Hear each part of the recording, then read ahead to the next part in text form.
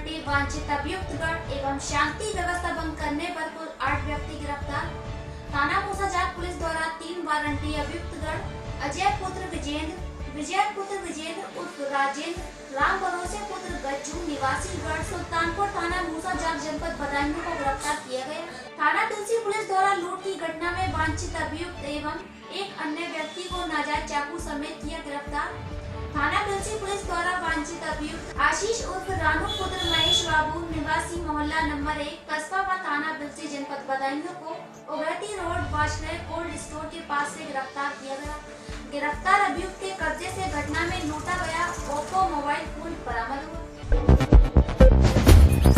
सिद्धार्थनगर जिले में आगामी त्रिस्तरीय चुनाव को लेकर आज अपना दल के यूपी सरकार के दर्जा प्राप्त मंत्री अजय प्रताप सिंह पार्टी की समीक्षा बैठक में भाग लेने पहुंचे, जहां मीडिया से बात करते हुए उन्होंने कहा कि आगामी पंचायत चुनाव में हमारी पार्टी सभी वार्डों में प्रत्याशी उतारेगी।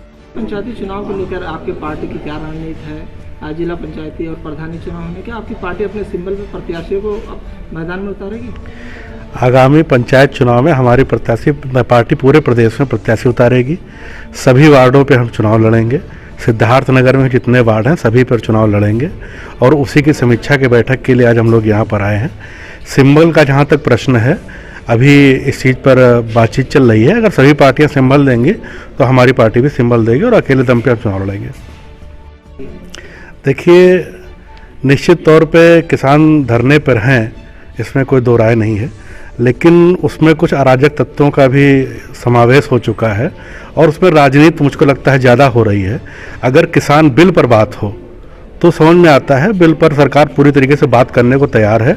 वार्ता के लिए प्रधानमंत्री जी ने भी कल कहा कि किसानों और हमारे बीच में केवल एक फ़ोन कॉल की दूरी है, जब भी वो कहेंगे हमारे साथ बैठकर वार्ता कर लें। लेकिन ऐसा लग रहा है कि कुछ शक्तियां ऐसी हैं जो वार्ता नहीं होने देना चाहती। किसानों की लगातार सरकार के साथ 10 बार की बैठक हो चुकी है, क्या वजह है कि सरकार किसानों को मनाने में वो नहीं हो पा रही है? सरकार लगातार वार्ता कर रही है, मना भी रही है। सरकार बिल पर बात करना चाहती है, लेकिन कुछ शक्तियां ऐसी हैं जो बिल पर बात नहीं होने देना चाहते हैं।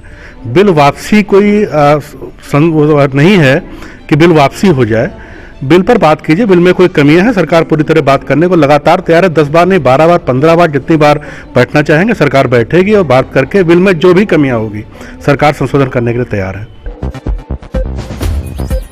हरिद्वार में दीपक रावत मेलाधिकारी ने आज कुंभ मेले के दृष्टिगत हर की पौड़ी से मच्छर मक्खी नियंत्रण कार्यक्रम के अभियान का हरी झंडी दिखाकर शुभारंभ किया। मच्छर मक्खी नियंत्रण हेतु दवा के छिड़काव की शुरुआत हर की पौड़ी स्थित एक रेस्टोरेंट से की गई। सफाई के लिए जो हमारे टेंडर्स हुए हैं, मैं हरिद्वार नगर निगम की बात कर रहा हूँ। इसमें 4 सेक्टर्स में हमने हरिद्वार नगर निगम को बांटा है। भूपत वाला एक जोन है, कनखल एक जोन है, मायापुर एक जोन है, बैरागी इस तरह से एक जोन है। तो इनके टेंडर्स हमारे हो चुके हैं और 1-2 दिन में उसका हम वर्क ऑर्डर भी अलॉट कर देंगे। उसमें जितने हमारे डस्टबिन होंगे, उसके अलावा जितनी भी हमारी हाथ गाड़ियाँ होंगी, हमारी रोड स्वीपिंग होगी, इस सब पे फोकस रहेगा। कहीं पे भी कूड़ा अगर आता है, नज़र आता है, किसी ने खुले में डाल भी दिया, उसको तत्काल डस्टबिन में डाला जाएगा। यथासंभव हमने तो प्रयास किया है कि गीला सूखा कूड़ा अलग अलग ही कलेक्ट हो, लेकिन पब्लिक से भी अनुरोध है कि उसका डिस्पोजल वो उसी तरीके से करें। इस बार एक और प्रॉब्लम हमें आएगी, क्योंकि कोरोना यहाँ पे आप जान रहे हैं कि चल रहा है, तो जो मास्क का डिस्पोजल है उसको भी हमें अलग से करना होगा और उसका निस्तारण भी जो उसके मेडिकल वेस्ट के प्रोटोकॉल्स हैं उसके अनुसार ही करना होगा। पुलिस नो एंट्री के नाम पर ट्रक चालकों से कर रही है वसूली। प्रयागराज बांदा राष्ट्रीय राजमार्ग पर 12 थाना क्षेत्र के लगने वाली नो एंट्री पॉइंट पर खड़े ट्रकों से नो एंट्री के खुलने से पहले ही ट्रकों को छोड़ने के बदले में नो एंट्री पॉइंट पर 12 थाने के तैनात सिपाहियों के द्वारा ट्रक चालकों से की जाती है अवैध वसूली। जसरा कस्बे में भीषण जाम लगने की वजह से जहां आवागमन बाधित होता है, वहीं फंसे ट्रक चालकों से जब यह पूछा गया कि नो एंट्री लगने के बावजूद भी वह जसरा कस्बे में कैसे पहुंचे, तो ट्रक चालकों के द्वारा बताया गया कि वह सब नो एंट्री पॉइंट पर खड़े सिपाहियों को 100 रुपए से लेकर 50 रुपए तक सुविधा शुल्क देकर नो एंट्री खुलने से पहले ही वहां से चले जाते हैं। और यह क्रम आज ही का नहीं है, बल्कि हर दिनों नो एंट्री पॉइंट पर लगने सिपाहियों द्वारा ट्रक चालकों से सुविधा शुल्क लेकर उन्हें नो एंट्री खुलने से पहले ही छोड़ दिया जाता है। तो आज आपसे कितना लिया? 50 रुपए। तो क्या कहा कि आपको आगे बढ़ने दिया है? मतलब रोज का हम लोगों का 50 रुपये। हाँ, रोज का है। इससे कौन सा थाना पड़ता है? रुपए देकर के आगे बढ़े। 50 रुपये। कौन लिया है? पुलिस वाले। तो कितनी गाड़ियां लगभग वहाँ से पैसे देकर निकली है? सब गाड़ियाँ आ रही हैं, बिना पैसा का कोई नहीं आएगी। जितनी भी आई होंगी सब पैसा। पीछे कौन सा थाना है? तो वहाँ से कितने रुपए आपको देकर के आगे बढ़े हैं? 50 रुपए। क्या कह के लिए हैं आपको पैसा? इधर रीवा के लिए छोड़ते हैं साहब। रीवा के लिए? तो रीवा के लिए बिना पैसा लिए नहीं छोड़ते? धूमनगंज इलाके में पुलिस मुठभेड़ के बाद 2 शातिर बदमाश गिरफ्तार। थाना प्रभारी अरुण चतुर्वेदी की संयुक्त टीम को मिली बड़ी सफलता। मुठभेड़ में 2 बदमाश गिरफ्तार।